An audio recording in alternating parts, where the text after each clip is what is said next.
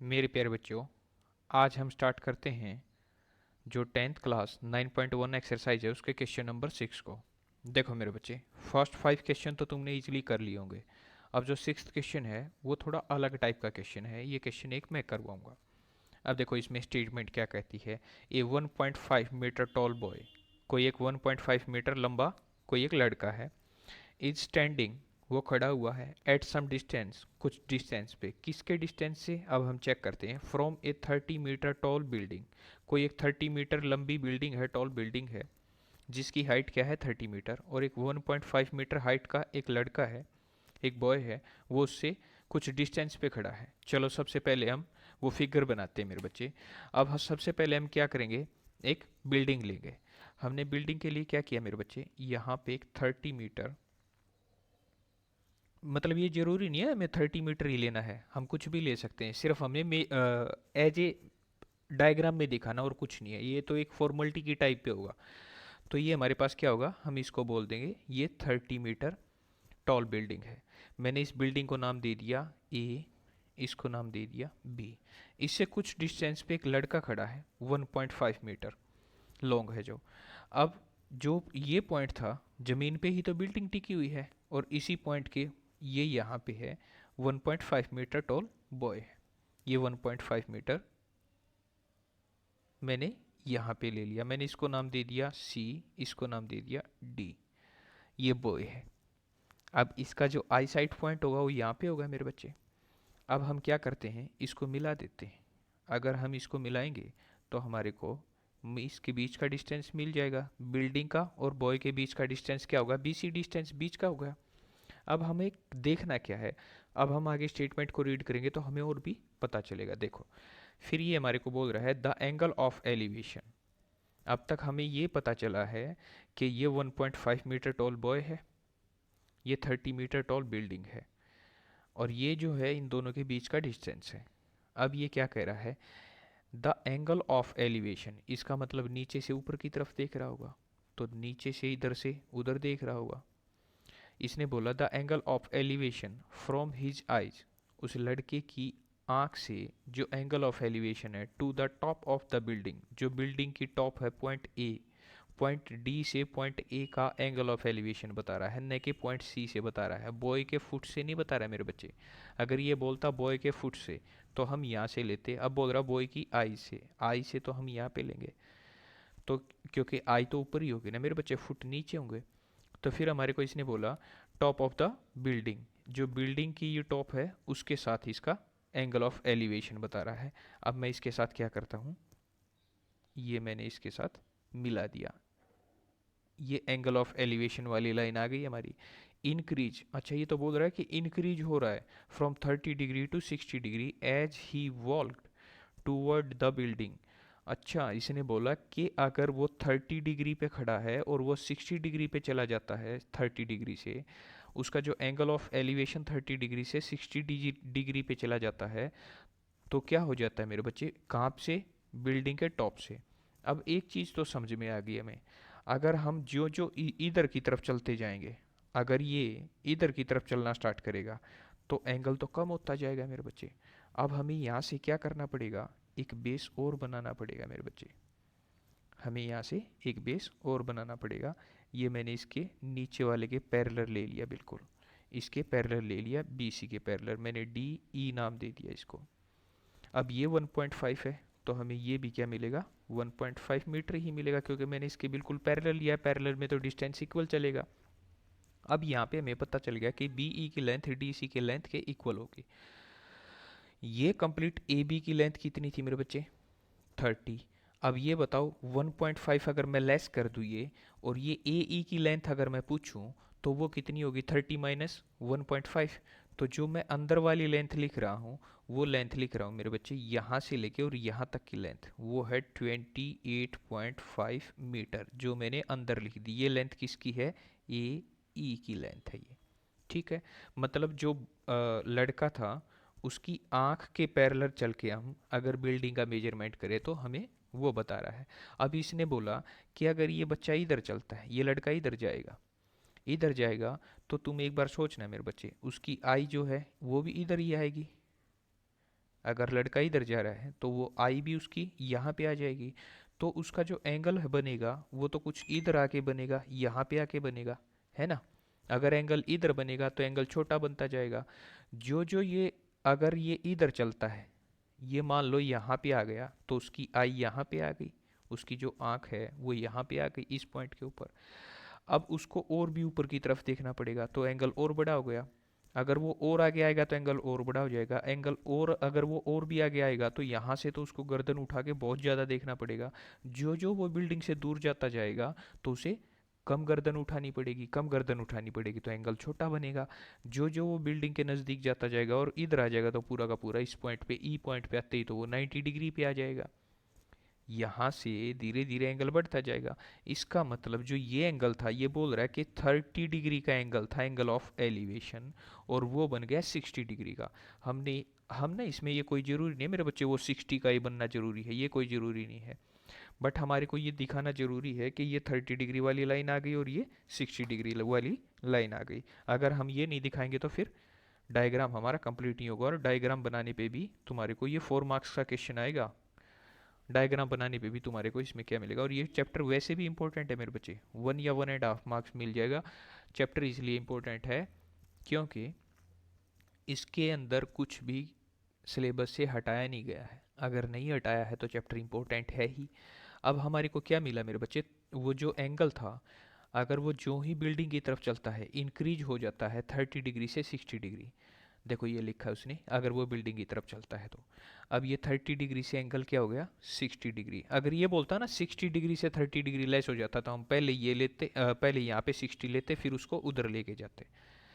इसका मतलब जो जो बिल्डिंग के नज़दीक आएगा, जो ऑब्जेक्ट होगा, जो जो हम उसके नज़दीक आते जाएंगे हमारा एंगल इंक्रीज होते जाएगा। यहाँ पे एंगल और बड़ा हो जाएगा, यहाँ पे एंगल और बड़ा, और बिल्कुल ई पॉइंट पे आने के बाद हमारा एंगल 90 डिग्री बन जाएगा। ठीक है मेरे बच्चे, हमारे को ये कॉन्सेप्ट भी समझ में आ गया। अब पूछा क्या है, find the distance he walk toward the building. इसने बोला है कि जो डिस्टेंस उसने यहाँ से लेके और यहाँ तक जो ट्रैवल किया ना, ये डिस्टेंस बताओ। मतलब मान लो मैंने इस पॉइंट को नाम दे दिया ई और इसको नाम दे दिया मैंने एफ। वो पूछ रहा है कि डी एफ का डिस्टेंस बताओ, यहाँ से लेके और यहाँ का डिस्टेंस पूछ रहा है मेरे बच्चे हमारे से। हमारे को क्या फाइंड करना है, डी एफ। हमें तो डी एफ की लेंथ निकालनी है। अब हमें समझ में आ गया कि डायग्राम क्या कह रहा है, स्टेटमेंट क्या कह रही है। मैं एक बार फिर से बता रहा हूँ मेरे बच्चे।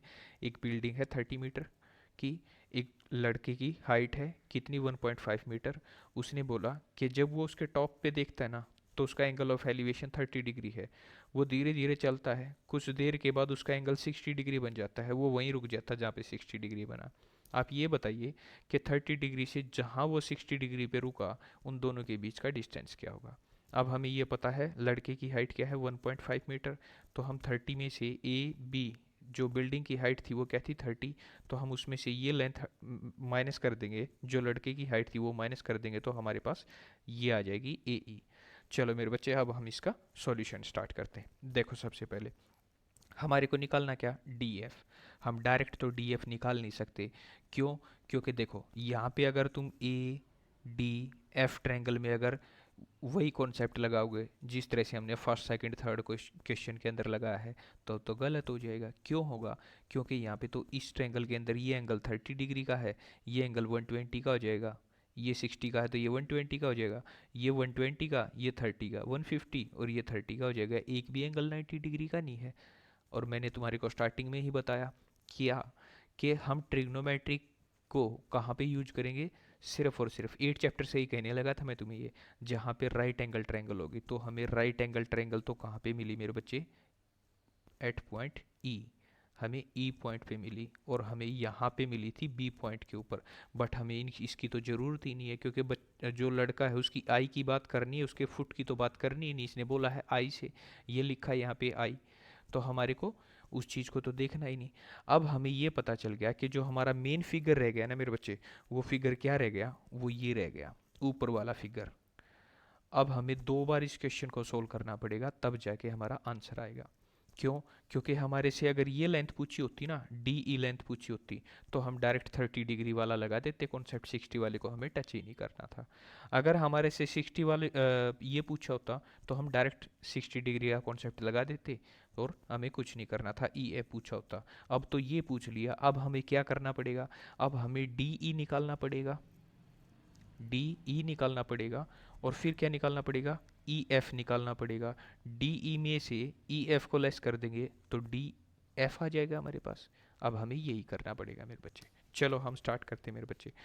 अब हमारे को यहाँ पे सबसे पहले गिवन में क्या है, ये एंगल है वो गिवन में जो है, और जो निकालना है वो मैंने तुम्हें बता दिया, तुम लिख लेना मेरे बच्चे। मैं सॉल्यूशन स्टार्ट करता हूँ, नहीं तो वीडियो बहुत ज़्यादा लंबी हो जाएगी, क्योंकि 10 मिनट से तो ज़्यादा हो चुकी है। अब देखो, यहाँ पे 30 डिग्री वाला एंगल है, तो ए ई और डी, ये एक राइट एंगल ट्रायंगल को देख लिया हमने। जब भी तुम किसी ये कॉन्सेप्ट लगाओ ना ट्रिग्नोमेट्री वाला मेरे बच्चे, तो उसके अंदर एक राइट एंगल ट्रायंगल को ढूंढ लेना। A E D, in triangle A E D, ये हमने लिख लिया है। क्या है मेरे बच्चे? अब देखो हमें क्या निकालना है? D E.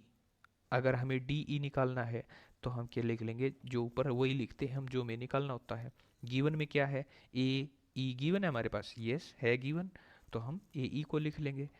अब हमारे को ये पता करना है कि ए ई डी ट्रायंगल में हाइपोटेन्यूज कौन है। अब तुम ना इस वाली लाइन को, रेड वाली लाइन को कुछ टाइम के लिए भूल जाओ, सिर्फ ये ट्रायंगल देखो, ए ई डी।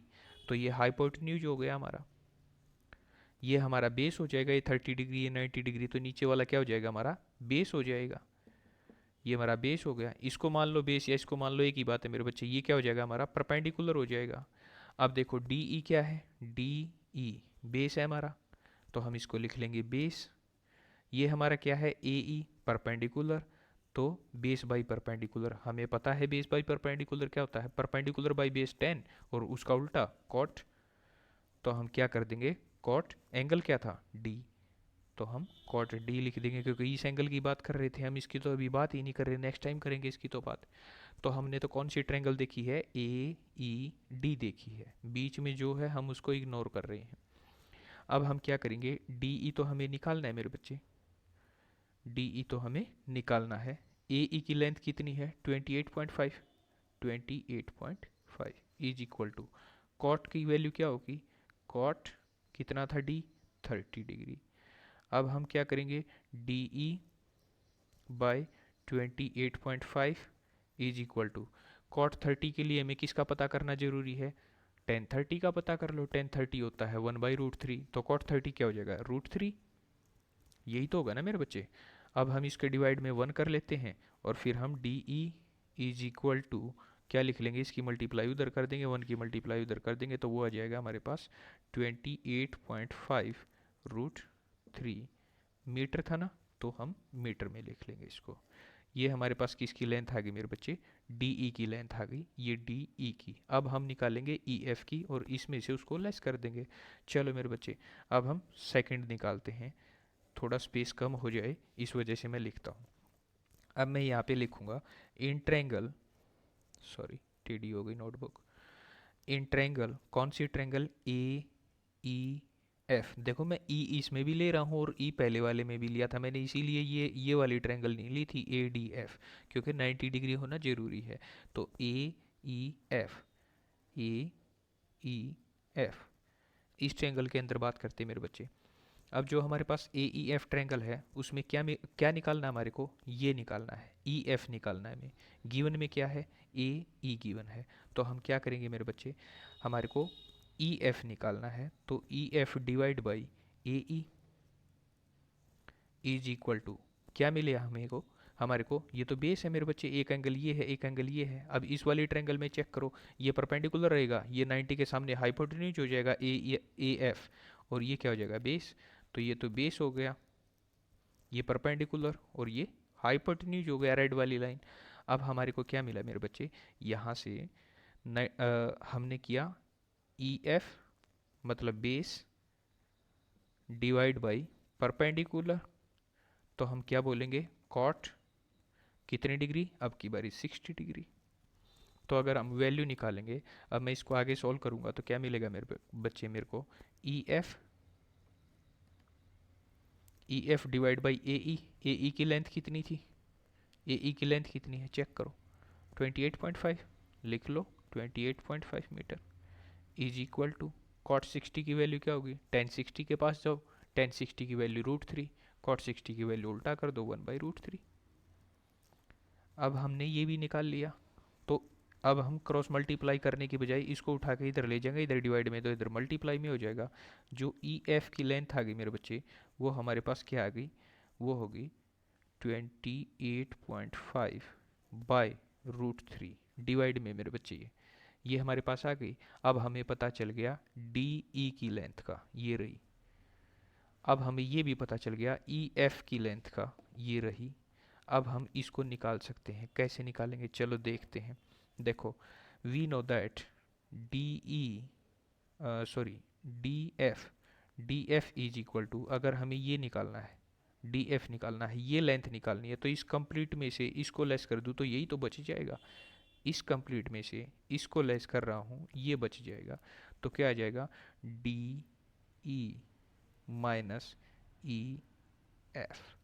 तो डी ई की लेंथ है हमारे पास 28.5 √3, सॉरी हाँ ये डी एफ निकाल रहे हैं ना, डी ई की लेंथ है माइनस इसकी लेंथ है, ई एफ की लेंथ कितनी है 28.5 बाई √3। अब हम क्या करेंगे, एलसीएम ले लेंगे मेरे बच्चे, इसके डिवाइड में मैंने 1 कर लिया, ये किसकी लेंथ है हमारी, डी एफ की लेंथ है ये हमारी। अब मैंने इसके डिवाइड में क्या कर लिया, 1 कर लिया। डी एफ की लेंथ निकालने के लिए इधर तो आ गया √3, क्यों, ये क्या आ गया हमारा एलसीएम आ गया। ये अब इसकी √3 के साथ मल्टीप्लाई करेंगे तो क्या हो जाएगा 28.5 √3 और एक √3 ये, तो टोटल कितना हो जाएगा √3 स्क्वेयर माइनस, इसे कैंसिल आउट हो जाएगा मेरे बच्चे, माइनस ये तो 28.5 ही आएगा, 28.5 is equal to D F. अब हमें डी एफ की लेंथ निकालनी है 28.5 into 3, 28.5 into 3 minus 28.5 divide by √3 is equal to D F. अब हमारे को यहाँ से एक चीज़ तो दिखाई देगी मेरे बच्चे, कैलकुलेशन फास्ट अगर हमारी है तो ये 3 से मल्टीप्लाई हो रहा है 28.5, तो यहाँ से एक बार लेस कर दे तो 28.5 का डबल ही तो रह गया यहाँ पे हमारे पास। तुम सोचो अगर हम बात करें किस चीज़ की, देखना मेरे बच्चे 4 इंटू 3 माइनस 4, देखो 4 इंटू 3 माइनस 4 जो ये था वही ये लेस कर दिया 28.5 इंटू 3 माइनस 28.5। तो मैं इसको ये भी तो बोल सकता हूँ कि ये 4 इंटू 2 रह गया, क्यों, क्योंकि अगर मैं इसकी 3 से मल्टीप्लाई करूँगा, वन टाइम वाला तो लेस ही हो रहा है, तो मैं क्या बोलूँगा इसको 28.5 into 2 by √3 is equal to D F. इसकी अगर मैं लेंथ निकालूंगा 28.5 जा कितना हो जाएगा मेरे बच्चे 56 है ना, 56 तो ये 28 हो गया, 2 जा 56 और एक ये 57 बाई √3 हमारी डी एफ की लेंथ आ गई मेरे बच्चे 57 बाई √3, ये हमारा आंसर हो गया और मीटर में आएगा। चलो मेरे बच्चे क्वेश्चन बहुत ही अच्छा था, बहुत मज़ेदार था, मुझे तो बहुत इंजॉय किया मैंने तो क्वेश्चन को करते टाइम, और तुम भी इंजॉय करना है मेरे बच्चे। इसी से रिलेटेड तुम्हारे ये समझ लो कुछ 3-4 क्वेश्चन आगे वाले हो जाएंगे, 10 तक कंप्लीट हो जाएंगे, फिर नेक्स्ट टाइम देखेंगे 11 क्वेश्चन को या 12 क्वेश्चन को देखेंगे मेरे बच्चे। मैं स्टेटमेंट रीड करके देखूंगा एक बार 11 क्वेश्चन की।